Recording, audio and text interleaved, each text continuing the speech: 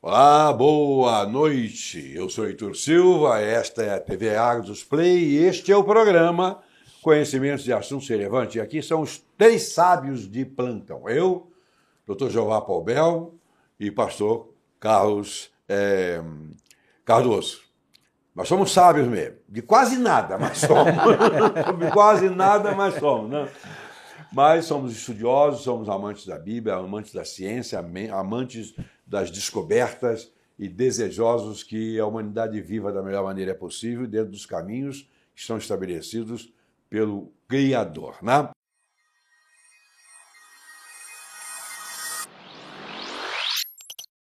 O nosso programa hoje vai ser sobre loucuras e aberrações na sociedade. Só pelo título, há loucuras e aberrações na Terra, pastor Carlos? Há bastante?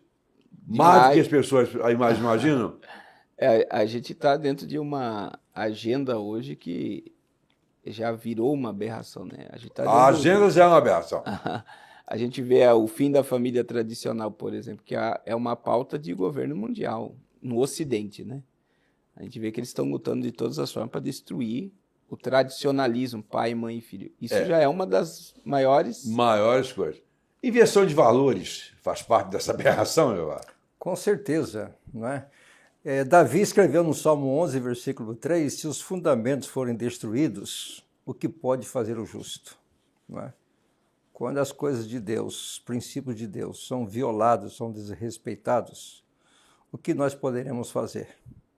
Não é? O mundo caminha de mal a pior, não é? E a imoralidade em todos os aspectos tem governado a mente e o coração do homem. Pois é. Bom, o nosso primeiro bloco versa sobre em que direção a sociedade contemporânea está indo, né? Em que direção? A sociedade contemporânea está indo para, usar uma palavra boba, beleléu. Não tem. Eu também não sei o que é beleléu, mas dá para usar aqui e todo mundo está entendendo, né?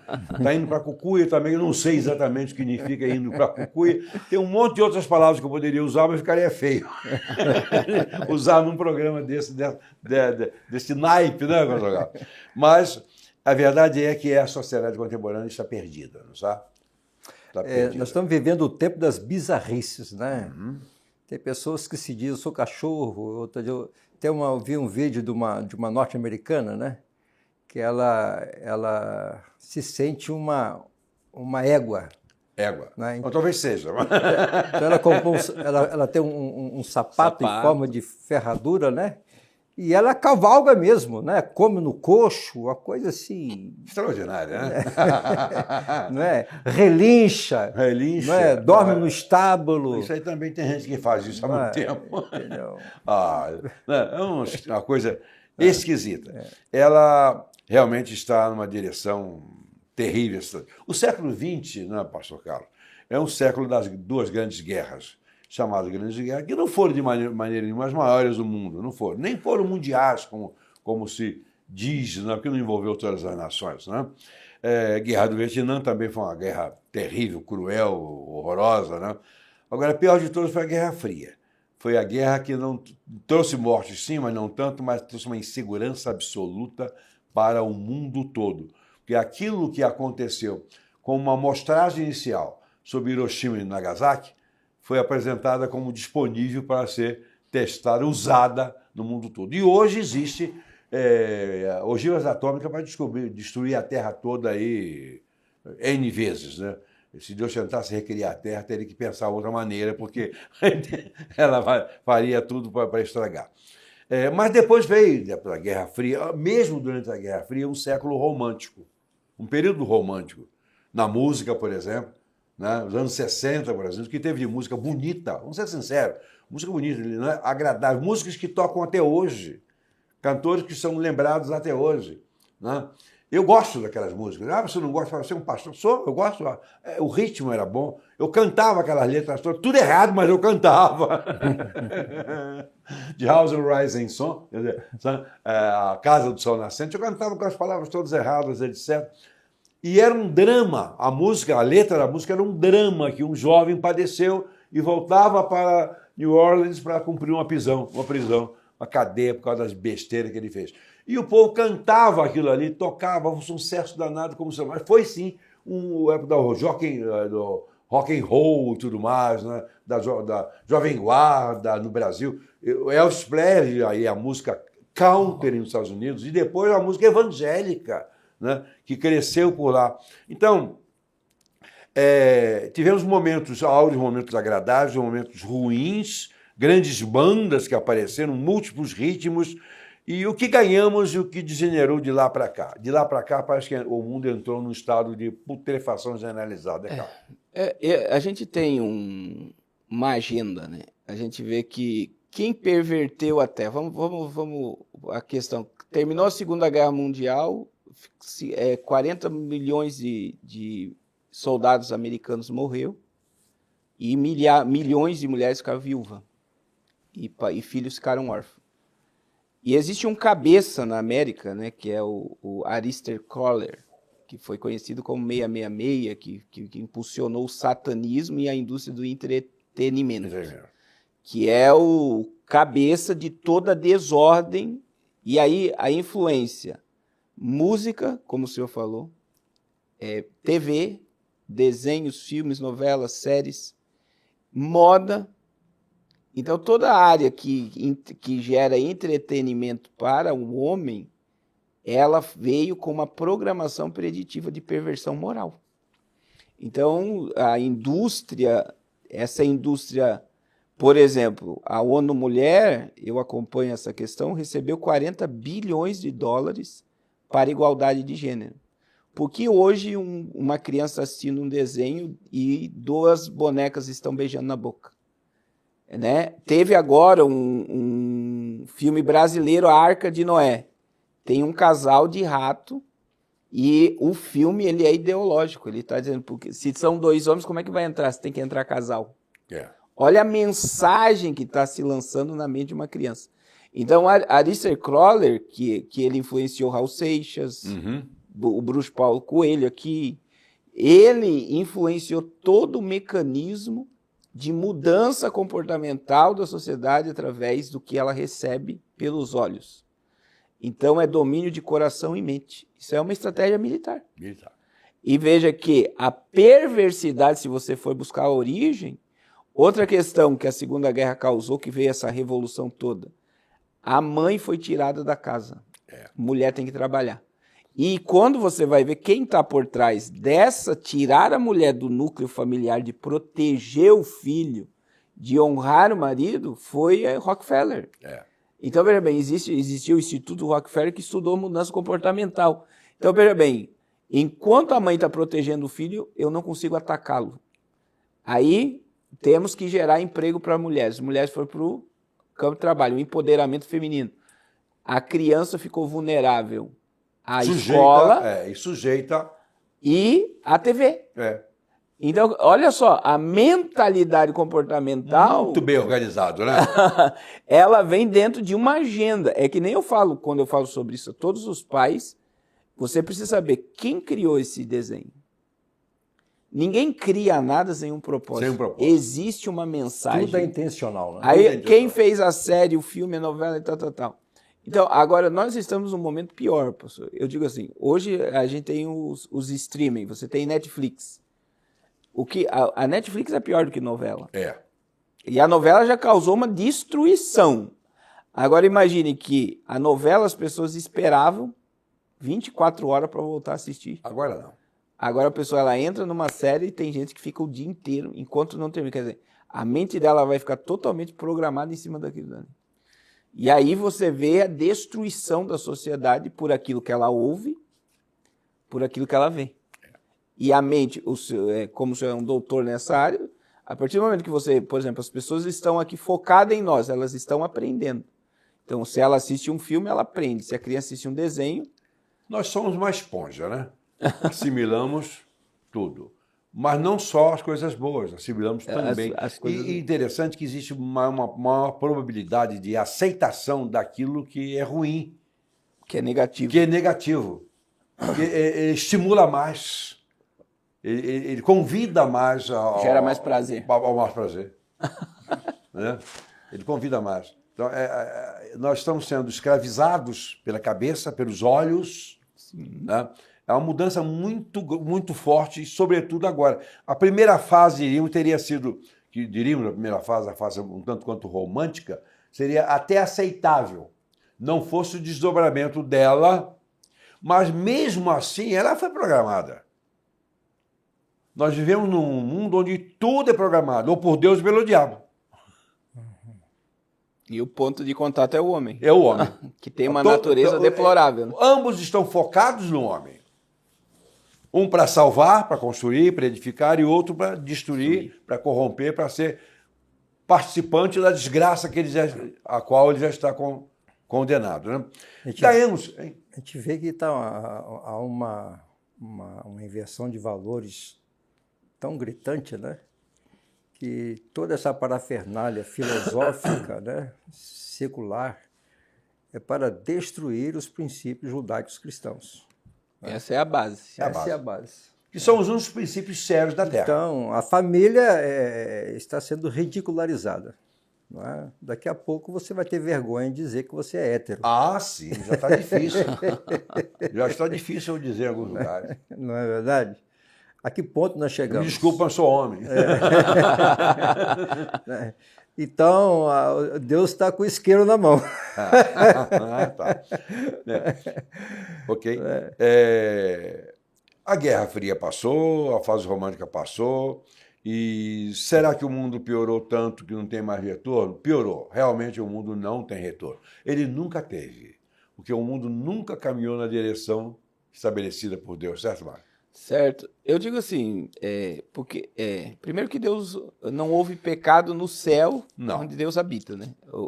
A gente vê que o anjo de luz, ele governava um lugar, um Éden. Ezequiel 28:13 diz bem claro que não era no céu. Não. O que Deus fez com o mundo de Lúcifer? Destruiu. Por causa da iniquidade. A partir do momento que a terra ela conhece o pecado, a terra também será destruída, que nem ela está reservada para o fogo. E está contaminada. Então, por causa da contaminação. Então, assim, daí você pega lá 2 Pedro 3, né, os elementos se desfarão. Em chamas se desfarão. Tudo vai ser consumido pelo fogo. Você está esperando que a sua casa, seu apartamento, sua casa de campo, a sua ilha, seu helicóptero, né? Seu jatinho que você voa daqui do Rio de Janeiro até Nova York. Não entendi porque você falou seu helicóptero, apontou para mim. Exatamente, rapaz. Isso aí é uma profecia. É uma profecia. Ah, tá, eu recebo. Era um helicóptero. Qualquer coisa que vier rodando na sua cabeça é hélice, né? Então, na verdade, que você está esperando felicidade na terra, dinheiro, etc. Um dos mais ricos homens que recentemente eu vi levou uma pancada na cabeça dada por um devedor dele e está nas trevas. E tinha muito dinheiro e achava que o futuro dele estava ali. Falando nisso, doutor Heitor, diz que quando o Rockefeller estava sendo velado, né, John Rockefeller, aí estava o contador dele lá, presente, né? Alguém chegou e cochichou no ouvido dele, assim, quanto é que o doutor Rockefeller deixou? O contador disse, ele deixou tudo, não levou nada. Bom, a verdade é que o mundo chegou a um ponto que não tem retorno mais, e não é para ter mesmo. Está falido. Faliu. Está falido e está acabado. Bem, vamos dar uma paradinha aqui nesse terceiro bloco e voltar já com o Olesco nesse primeiro bloco, voltar no segundo bloco já para tocar o nosso bonde para frente. Bonde é uma coisa antiga, mas deve voltar. Tá, já. O IBEMP, Instituto Brasileiro Evangélico Memória Pastoral de Caráter Filantrópico, associou-se ao Banco Santander, que administra fundos financeiros, e criou um plano de investimentos com alta rentabilidade. Convidamos você para se associar e, assim, realizar os seus sonhos com segurança e tranquilidade. Venha para o IBEMP. Saiba mais em ibemp.com.br. Olá, queridos. Voltamos com o programa Conhecimentos e Assuntos Relevantes, desta feita, tratando sobre loucuras e aberrações na sociedade contemporânea. O nosso segundo bloco é o que ocorre com o senso de moralidade no mundo contemporâneo. Hoje, será que a gente pode dizer senso de moralidade como sendo uma coisa esperada pela humanidade ou é uma palavra desagradável para a humanidade? Hein, João? Falar sobre senso de moralidade nesse tempo parece até uma piada, não é? Parece uma aberração, né? É uma aberração, porque o homem está completamente contaminado, a terra está contaminada, né? E eu costumo dizer que quando uma pessoa pede o temor a Deus, ele é capaz de fazer qualquer coisa, não é? Infelizmente, o homem está completamente corrompido, o homem é decadente e ele, na verdade, esse tipo de comportamento do homem está apenas atraindo a ira de Deus e o cálice de Deus vai ser derramado já já. Perderam a vergonha absolutamente, no modo geral, né? Não tem mais. Acabou. É o fim da picada. O princípio do prazer, o hedonismo, as pessoas querem o prazer, não importa as consequências. Eles não vão... Vamos pegar o que apareceu alguns anos atrás, aí, muitos anos, a AIDS, por exemplo, né? A síndrome da imunossuficiência, que campeou e ainda hoje está. Ela não acabou. Claro que hoje eles têm medicamentos que controlam muito bem, os aidéticos de hoje estão vivendo até mais do que viveriam antes se não tivesse AIDS. Mas a consequência da AIDS é consequência da promiscuidade. Eu estava vendo algum tempo atrás, aliás, pouco tempo, meses atrás, uma médica fazendo uma palestra sobre a questão do homossexualismo, mas não era moral, não, era palestra clínica, mostrando como micro-organismos provenientes infectam o homem através, gerando cardiopatias, AIDS e tudo mais, por causa da relação sexual invertida. Porque um órgão que foi feito para expulsar, uma porta de saída, não pode virar uma porta de entrada em momento algum. Agora, e as pessoas ligam para isso? Não, elas querem o prazer. O álcool, as drogas, elas dão prazer? Dão. Tem um médico famoso de São Paulo que estava na televisão. Drogas é bom. O cara falou isso. Droga é bom. Dá prazer. Mas o fato de dar prazer não significa que seja boa, certo, Carlos? Sim, só para você ter ideia, hoje tem festas, inclusive já teve no Brasil, de soro positivo e soro negativo. E as pessoas têm relacionamento sexual sem preservativo. E quem vai para essa festa é tipo assim, seria um troféu ter pego HIV.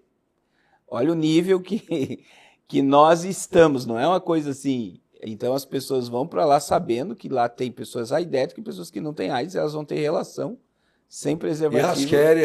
É como se elas quisessem pegar a doença, né? A adrenalina do negócio é saber... É o fim da linha, né? Então, imagine o que nós... Isso é um que se vaza, né? Coisas que se vazam. Agora, imagine que a gente não sabe. Então, a gente está num índice de imoralidade sem precedente, né? Então, não há mais temor. Essa é a palavra, né? Não há mais temor. As pessoas, elas querem o imoral. Elas tornaram o errado certo. Né? O Brasil, por exemplo, esse ano liberou o porte de 40 gramas de maconha. Então, imagine, a porta para a cocaína e para o crack é a maconha. E não adianta a pessoa pegar e dizer, não, e não tem como você. Porque e é uma droga. Né? Mas o álcool também é droga, o cigarro também é droga. Só que a maconha emburrece a pessoa. Não adianta a pessoa dizer que o usuário de maconha é um ser inteligente. Ele é irracional. Mais esperto, né? Não fica. Ele fica retardado. A mente dele vai viajar e não vai se comportar. Vai tornar-se obtusa. Né? Então, o que acontece hoje? Então, imagine, 40 gramas de maconha, muita gente não faz cálculo, é 40 cigarros de maconha. Tem pessoas que não fumam uma carteira de cigarro num dia. Então, imagine que, mas isso não tem nada a ver, que todo mundo fuma. Uma coisa imagine um pai chegando com o filho e dizendo, mas está liberado. Né? Antigamente era algo proibido. Então, vergonhoso. Hoje... Na época que eu fiz o curso da ZEL, tinha um aluno, um colega lá, não sei se era da minha turma ou de outro, que pegava essas porcarias. Ninguém queria papo com ele. Senso de moral. Ninguém queria papo. Já vi casos de pai que pegou um filho fumando cigarro comum e deu um tapa na cara do filho. Misturou, ele teve que engolir o cigarro. E aceso. Né? É aceso. Né? Mas eu vou contar. E nunca mais fumou. Nunca mais. Não. Eu tentei entrar nas drogas, vocês vão achar que é brincadeira, e é brincadeira, mas em cima de verdade. Tentei entrar nas drogas, no mundo das drogas de duas maneiras, em dois momentos distintos da vida. Primeiro, eu tinha 3 anos de idade por aí, meu pai chegava em casa bêbado com a garrafa, 1 litro de cachaça, e bebendo no gargalo, né? Cachaça Bosque Fundo, isso é um bairro, um distrito lá onde eu morei em Maricá, onde nasci. Bosque Fundo. E o menino, é o complexo de Édipo, o menino imita o pai para conquistar a mãe, e a menina imita a mãe para conquistar o pai. Isso aí é perfeito. Freud não delirou, não. Isso é perfeito. O menino imita o pai para conquistar a mãe. Não. Mamãe dorme com o papai? Não, então para ter esse privilégio também, eu vou fazer o mesmo que o papai faz. E eu, com 3 anos de idade, resolvi imitar meu pai. Eu morava numa casa de palha de sapê, de trás. E não tinha luz elétrica lá. Eu nem sabia que existia luz elétrica. Lá era lamparina. E meu pai, às vezes, ia ao armazém, na roça, lá, para comprar 1 litro, prosear lá com os colegas de lavoura, etc.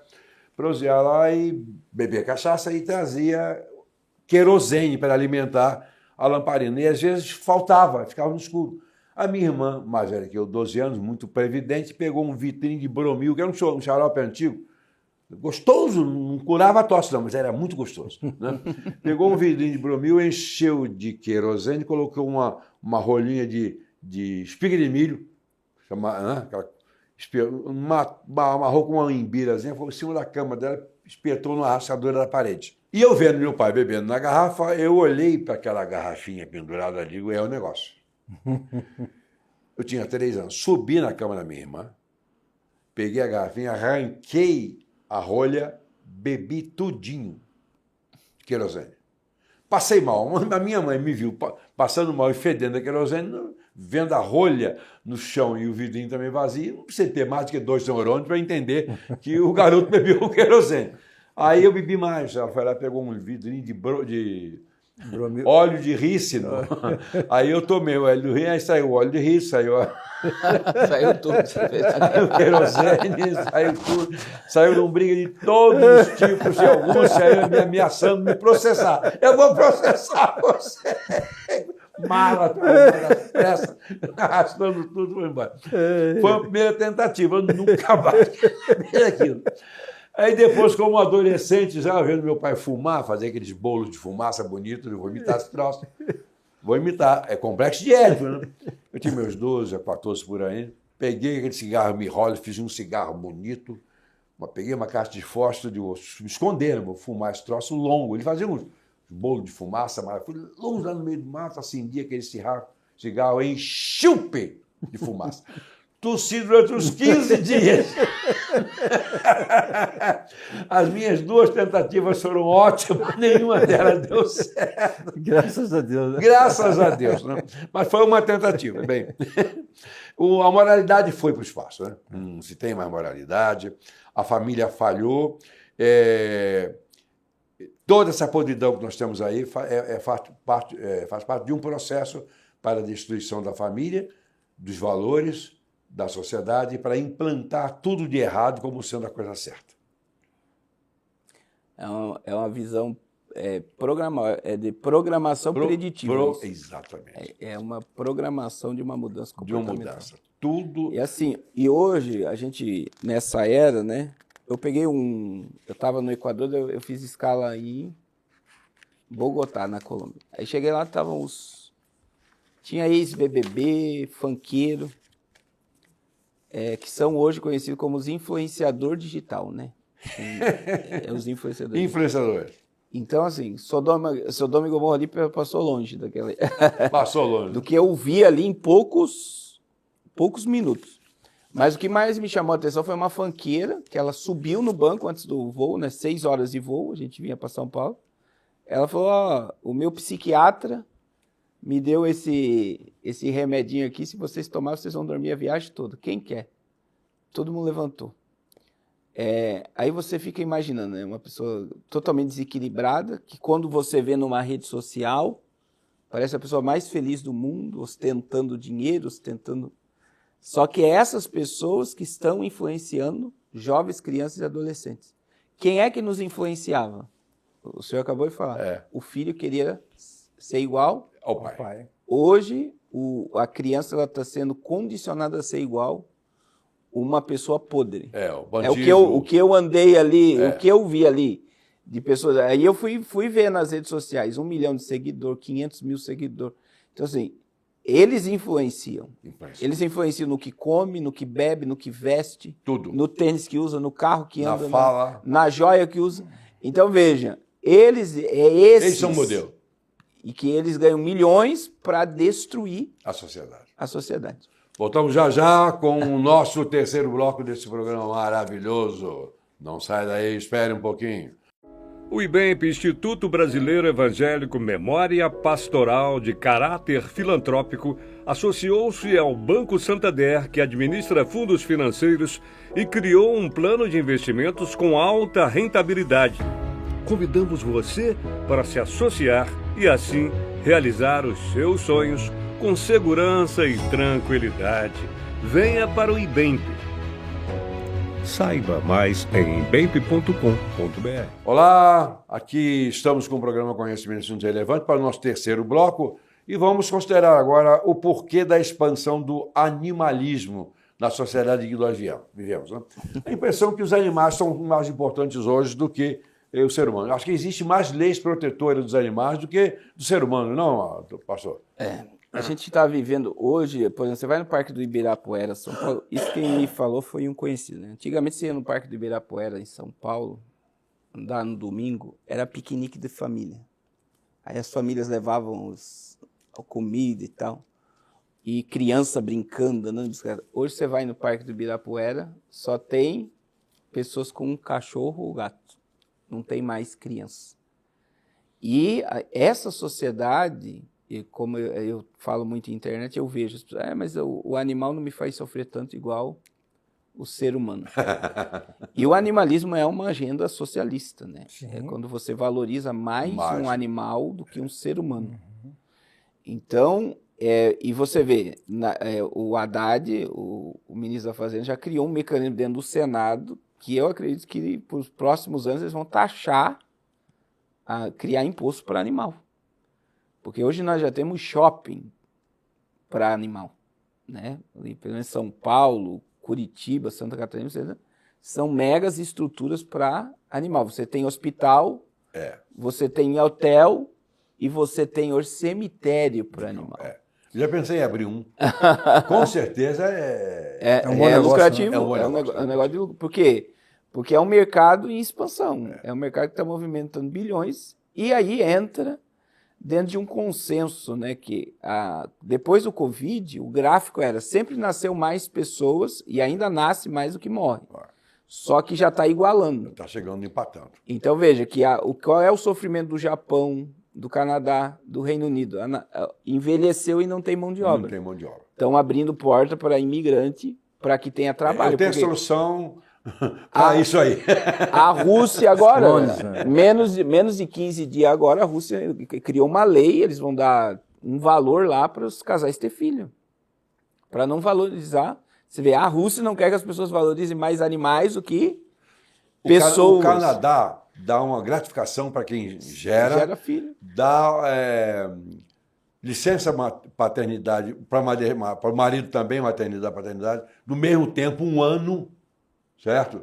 Proíbe a demissão. Tão valioso é uma criança. É uma criança, porque está acabando.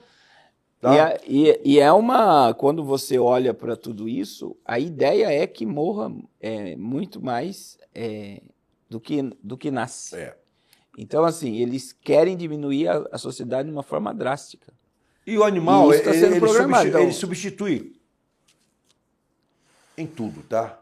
Esquece, eu estou falando em tudo. Tem muita coisa bizarra que acontece nessa palavra tudo aí, tá? Mas realmente não incomoda, não dá trabalho. A zoofilia está sendo propagada no mundo normal. O mundo inteiro. A Globo já deixa entender algumas coisas de zoofilia. Zoofilia. Você não sabe o que é, não? Pega um dicionário emprestado, vai na melhor. internet, vê o que é zoofilia. Zoo, animal, filia, afinidade, etc. Não é muito difícil entender isso, não. Eu me lembrei aqui, doutor Heitor, um caso clínico de uma pessoa que, quando era pequena, tinha 7, 8 anos, filha única, o pai era viajante, e ela ficava muito sozinha em casa, né? E o pai deu um cãozinho, um filhote, para essa pessoa. E o filhote foi crescendo, né? E essa moça casou-se, né? Só que uma semana antes do casamento, o cão dela morreu. Esse cão que acompanhava ela a vida toda, né? Dormia debaixo da cama dela. E quando ela entrou na igreja, ela entrou chorando, né? Chorando muito. E todo mundo achava que ela estava chorando por causa da emoção do casamento, né? Mas é porque o cachorro dela tinha morrido, né? Não pôde comparecer. Não pôde comparecer. E ela entrou numa profunda depressão, né? E me procurou na clínica para tratamento, porque ela criou uma afinidade tão grande com o cachorro, como se o cachorro fosse o irmão dela. A dela até pode ser. Então, acho aceitável. Então a gente vê hoje que o animal está ocupando um lugar de uma pessoa na família. Hoje é muito comum ver homens de 30, 40 anos morando com os pais e pai de pet. Que é outro... Esse vocabulário, vó de pet, tio de pet, mãe de pet, é um absurdo. É um absurdo. Né? Nós estamos aqui no centro do Rio de Janeiro, na localidade, no centro, aqui é centro do Rio de Janeiro, na localidade chama-se Lapa. Região turística com belezas extraordinárias, mas com um nível de sujeira moral também esplêndida. Mas nós estamos já na área residencial. Sai de manhã aqui na rua para você ver o que tem de homens e mulheres, cada um com sua sacolinha. Sendo levado para passear pelo seu cachorro. Né? Cachorro. 2, 3, até mais. Mas todas aquelas mesmas pessoas com aquele mesmo animal. Eu já conheço os animais, eu cumprimento os animais, mas não cumprimento as pessoas. É um absurdo isso aí. Isso é um horror. Esse animalismo está ocupando o lugar. É um grande negócio. Estava vendo a respeito disso a semana passada. Uma pessoa, não vou fazer medicina, vou fazer veterinária. Dá muito mais dinheiro e menos aborrecimento. Dá muito mais. Vai chegar ao ponto de eu não fazer veterinária. Dá mais dinheiro, porque as pessoas que têm pet, têm animal, gastam tudo, não reclamam de nada. Gastam tudo para dar conforto. E costumam deixar no testamento ainda a fortuna para o animal. Tem animal rico aí. Pastor, agora 2 coisas. Em Goiânia teve o culto pet já. O pastor fez o culto pet para todos os membros levar o seu pet. Eu vi isso. E eu chego. Mas esse cara era pastor evangélico? Pastor evangélico. Onde ele está? Em Goiânia. Em Goiânia? Você tem arma para prestar aí? Eu vou lá agora, mato esse desgraçado. Isso é uma aberração. Uma aberração. Agora, outra coisa. Teve um pastor aqui do Rio que consagrou o gato dele a diácono. Acho que cachorro seria melhor, não? Ele pegou, e o gato preto, e o nome do gato é Zoinho. Tá aí na internet, depois vocês procuram. E ele trouxe o gato, colocou em cima do púlpito e consagrou o gato a diácono. Sério, pastor? Em cima do púlpito, aqui no Rio de Janeiro. E outra coisa, que eu vou além. Um crente em Jesus, se ele gasta mais com cachorro e gato do que com almas, com missões... Tá tudo errado. Ele não conhece o evangelho. Se uma pessoa ela gasta mais, eu estou dizendo, se você tem um animal, tem que cuidar, tem que zelar. Não tem nada errado nisso, não. É natureza de Deus. Agora, se o valor que você gasta num ano não justifica. É mais com o cachorro do que com a obra de Deus, você tem que rever o evangelho que você está vivendo. Absolutamente. Né? Essa humanização. Tem gente casada com animais. Sim. Né? Aquela história do motorista parado pela polícia lá nos Estados Unidos, pediu documento. Não, eu não tenho documento. Por que não? Porque eu sou um cachorro. Peraí, cachorro? Mas o problema é que aqui na Flórida, cachorro não é autorizado a dirigir, não. É um rolo danado. É um rolo danado. Não, mas a pessoa se identificar com animais, se identificar com coisas, isso existe. E o que acontece de patologias que surgem por causa disso, de doenças que surgem por causa disso. O animalismo, portanto, é uma podridão. Mas toda vez que o indivíduo gera afinidade maior com a coisa criada, com o animal, está errado. Porque não pode existir nada mais maravilhoso do que o ser semelhante a Deus, criado por Deus. Animal não. Eu gosto de gato, gosto de cachorro, eu gosto de gato e de cachorro. Mas terceirizado, eu não tenho não, eu gosto dos outros. Fica mais barato, né? Não gera afinidade. Né? A minha filha mais velha tem um gato, um sushi, que é um gato persa, né? Que é o Garfield, né? O Garfield. É ótimo, ele conversa, etc. Mas ele vai lá em casa, passeia a gente com o fim de semana, quando era viagem, mas só. Eu não tenho afinidade emocional com ele, não. O dia que ele morrer, tomara que seja bem mais tarde depois de mim, né? Não vou chorar por ele, não. De jeito nenhum.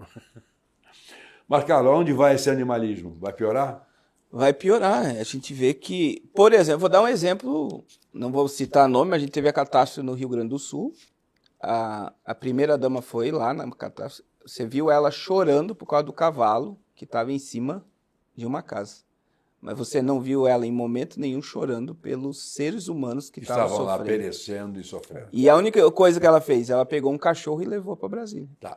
E Você vê que é uma agenda, porque aquilo ali foi uma mensagem. Você vê uma mulher no porte dela se despencando chorar por causa de um cavalo que estava em cima do telhado. E pegando um cachorro e levando. E as pessoas... Não houve comoção. Não deram tanta atenção. A ponto que nem os recursos... E o caramelo ficou famoso, né? E o cavalo vai bem. O cavalo está bem, bonito, passa bem. E manda mensagem, manda lembrança para todos vocês, tá? Bom, voltamos já com o quarto bloco para encerrar esse programa. O IBEMP, Instituto Brasileiro Evangélico Memória Pastoral de Caráter Filantrópico, associou-se ao Banco Santander, que administra fundos financeiros, e criou um plano de investimentos com alta rentabilidade. Convidamos você para se associar e, assim, realizar os seus sonhos com segurança e tranquilidade. Venha para o IBEMP. Saiba mais em ibemp.com.br. Olá, queridos amigos, voltamos com o quarto bloco desse programa sobre coisas absurdas que estão no fim do tempo, né, dos tempos. E agora vamos pegar a questão da tatuagem. Eu tenho visto, hein, Jeová, crentes com tatuagem, já viu? Muita coisa. Muita coisa? É. Inclusive, um tempo atrás, um pastor foi pregar lá na igreja, né? E ele estava cheio de tatuagem. Ele? Ele, o pastor. E aí ele, conversando com uma outra pessoa da igreja, ele falou que estava pensando em fazer mais uma tatuagem. Eu achei que as tatuagens que ele tinha no corpo é de quando ele se converter, né? Mas quando ele falou que estava pensando em fazer mais uma, eu perdi completamente a admiração por ele, né?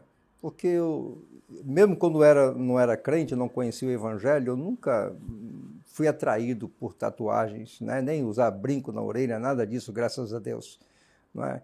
Então, é uma questão de vaidade, não é? Além da questão espiritual, não é? De ter o seu corpo marcado, porque só os escravos tinham seus corpos marcados. Só eles. Não é? E para que ficar tatuando o corpo que Deus criou tão perfeito, né? Eu vejo pessoas com tatuagem na perna toda, no braço, no rosto. Pode descer um pouco piercings, mais. Tudo vai encontrar em todos os lugares. Para tudo quanto é lado. Eu vejo isso uma incoerência muito grande. É uma loucura. Uma vaidade. Uma tolice. Uma tolice, né? Marcos, eu acho que a tatuagem é uma abominação diante de Deus. Primeiro assim, ninguém faz tatuagem. O que é a lascívia? É você usar teu corpo para atrair atenção, né? E a lascívia, ela é uma obra da carne. Então, automaticamente, a pessoa que faz tatuagem... Então se aplica a mim, né? Eu sou bonito por natureza. Pode seguir. E aí, existe coisas que as pessoas tatuam no corpo que elas não sabem nem o que estão tatuando. Já começa por aí. Porque tudo tem uma ligação e um ponto de contato. Dependendo da imagem, é um demônio que a pessoa está colocando ali e ela não percebe, né? Então, existem coisas que têm relacionamento. Outra coisa, não tem como você fazer uma tatuagem sem sangrar. Não. É aí que entra na abominação. É a questão seríssima, né? Então, assim, tudo que envolve sangue envolve vida, né? Então, assim, muita gente acha bonito, por quê? Porque é algo que está ligado a os artistas, aquilo que a gente falou, o artista usa, o influenciador digital usa, eu vou usar. E aí existe tatuagem sendo feita para idolatria, né? Eles pegam um camarada que está em alta, vai lá e tatua o rosto da pessoa no corpo, né? Tem gente que tatua o presidente, tem gente que tatua o candidato a prefeito. Então, veja bem, e diante de Deus é uma abominação, principalmente porque gera lascívia. Ninguém vai fazer tatuagem para não mostrar o corpo. Então, você atrai o teu olhar das pessoas para o teu corpo. Não é uma que questão é o templo de beleza, do espírito, vamos ser né? sinceros, não embeleza ninguém. Né? E assim, quando a pessoa é nova, é uma coisa. Agora, a pessoa o que fica feio, né? A gente é totalmente contra. Mas uma pessoa idosa tatuada é muito feio.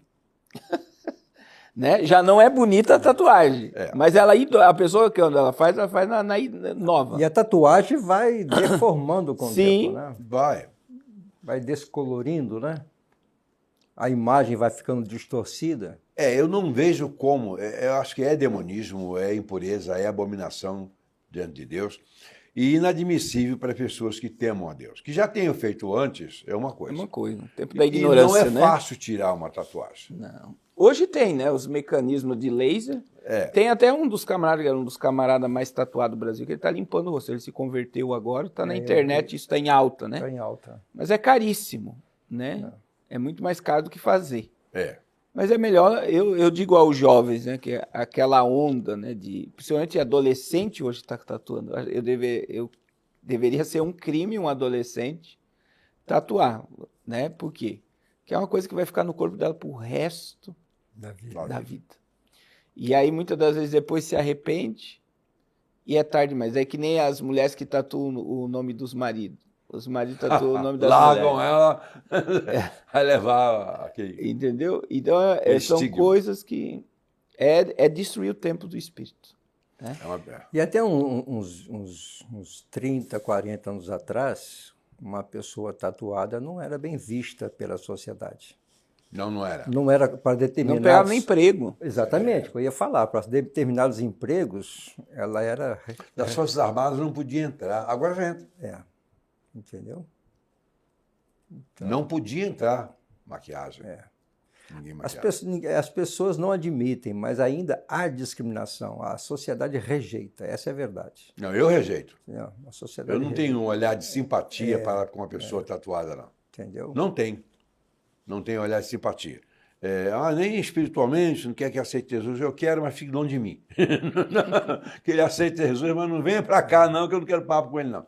É um negócio muito nojento. É nojento. Mas aquilo chama atenção e as pessoas querem ser centro de atenção em todos os lugares, né? Vaidade, né? Vaidade. Vaidade, tem patologia vaidade, também. Tudo é vaidade. Tem patologia, vaidade. E essa identificação com aqueles monstros que eles colocam, cobras, etc. Personalidade narcísica. Está tudo aí presente, mostrando que há uma degeneração inigualável. Né? E aí há hoje um interesse em chocar as pessoas. Chocar. Né? Chocar as pessoas. As pessoas fazem questão de não serem naturais, não serem ordinárias. Mas o que é apreciado hoje, Jeová? O que é apreciado hoje é o bizarro. O bizarro. Né? Na música, por exemplo, a música hoje não tem aquela... Ninguém se preocupa em produzir música com letras românticas, certo? Com linhas de melodia agradáveis, certo? Não. A música hoje é um ruído, certo? As palavras são absurdas, quantas delas são demoníacas, e essas pessoas fazem um sucesso monstruoso. Quando eu vejo, você... eu vou ao show de fulano, o quê? Você vai ao quê? Já não vou ao show de ninguém. Mas quando eu vejo, tudo bem, se fosse um show de quem? Se Elvis Presley ressuscitar, eu vou ao show dele. Mas, falei, mas ele cantava, né? Era um grande cantor, certo? Estou brincando aqui. Mas ele tinha o que mostrar, mostrava a que realmente havia vindo. E quantos cantores e cantoras da nossa história eram agradáveis, as músicas eram agradáveis. As pessoas, hoje não. Hoje entra num palco um bicho. asqueroso, feio e nojento, mal vestido, tudo rasgado, ou semi-pelado, ou pelado, cabelos esgrelhados, cara que realmente parece demônio, aquele cara é aplaudido como se fosse um deus. Né? E cheio de tatuagem. Hoje existe, o tatuador ganha muito dinheiro, sabia? Sim. Mas trabalha quase que diuturnamente. Tem um tatuador muito famoso, talvez o mais famoso, não sei o nome dele, lá na Coreia, lá em Hong Kong. Perguntaram a ele qual a frase ou qual a imagem que ele mais tatua, né? Que mais é pedido a ele para tatuar. E foi uma surpresa. Ele disse que a frase que as pessoas mais querem ser tatuadas, eu nasci para perder, algo nessa direção. Eu nasci não para dar certo. Olha que coisa terrível. Terrível, né? As pessoas querem colocar na macular pele, o corpo eternamente, que eternamente que vai confirmar que nasceu para ser... Nasceu um lixo. Totalmente contrário ao propósito. Nós fomos criados para dar certo, né? Fomos criados para dar certo, fomos criados para vencer. Fomos criados para adorar a Deus, para glorificar o nome de Deus. E para a vida eterna. Né? E para a vida então, eterna. na verdade, isso é uma identificação com o mundo das trevas. Das né, trevas. Com certeza. E aí o problema hoje no meio evangélico é eles querer aliviar coisas que na Bíblia não alivia. Né? É que nem onde eles pegam lá que, por exemplo, Jesus vai estar escrito na coxa dele que ele é o rei dos reis e seus senhores. Eles dizem que aquilo ali é uma tatuagem. Tatuagem. É uma linguagem que totalmente fora de contexto, né? Mas veja, então eles querem se utilizar ainda da palavra de Deus para dar autoridade para eles fazerem o que desagrada a Deus. Então é a morte da consciência, né? Então não tem necessidade nenhuma de você tatuar o teu corpo. E aí não é só tatuagem, é piercing, é todo um... Tudo é um ponto de contato. Então, assim, um mundo espiritual, eu sempre digo que é mais real do que o físico. E o diabo, ele não brinca de ser diabo, ele muitas vezes só precisa de um ponto. Quando eu fui criado na roça, e nós tínhamos sítio, criávamos porco, tinha sempre um porco, ele crescia, ele matava, aí comia-se, vendia-se um parte da carne, comia-se as frisuras, as outras tribos, etc. Mas o porco, ele fuçava as plantações, batata, inhame, essas coisas, ele fuça para comer. O nariz dele foi feito assim. Ele não é tomada de elétrica mal localizada. Parece, mas não é uma tomada de eletricidade. Né? Foi feito assim. E para ele não fuçar, a gente colocava no focinho um arame. Era uma carne tipo morta, e atravessava ali, dobrava, ele não conseguia fuçar. Tá? Isso era adorno de porco para não fuçar e não destruir a plantação. Mas se fizer isso hoje, você vai ser preso. Não, mas hoje você é preso. Mas hoje as moças usam arame enfiado no nariz. Mas o ser humano pode. O ser humano pode, mas pode colocar no animal é... Mas as moças hoje usam arame no nariz como as porcas e os porcos usavam no passado. E acham aquilo bonito. Você gostei, você é uma porquinha bonitinha. Uhum. Né? Isso é um negócio, virou tudo pelo avesso e não tem jeito. Mas olha, meu amigo, minha amiga, não se assuste não, ainda vai piorar. Coloca um piercing em cada lugar. Pensou nisso? Para mim daria muito trabalho, ficaria muito esquisito. Mas coloca um piercing em cada lugar. Vai piorar, mas busque a Deus que o melhor vem por aí. Um abraço, felicidade, até a próxima semana, nesse mesmo horário. Obrigado, pastor, obrigado, Carlos Jeová, pela presença e pelo quão importante nós trabalhamos aqui.